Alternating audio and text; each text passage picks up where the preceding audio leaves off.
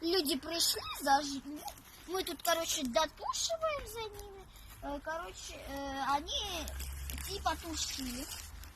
Они вроде бы что-то засыпали. Ничего не засыпали вообще. Потом просто ушли, такие все смеются, там ребенок идет, радуется, такой радостный. Костер горит, я говорю, они ушли, ничего не потушили, мы идем сюда, тушим это все. И вот так вот пожары происходят. Вот так вот. Не дотушили, все, пожалуйста, весь лес горит.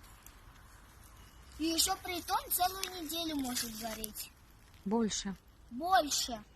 Хотя совсем недавно от МЧС приходило сообщение, что у нас недалеко от речки Бешпагир горит лес. Не в Сибири, у нас. Вот так вот примерно все и зажигается.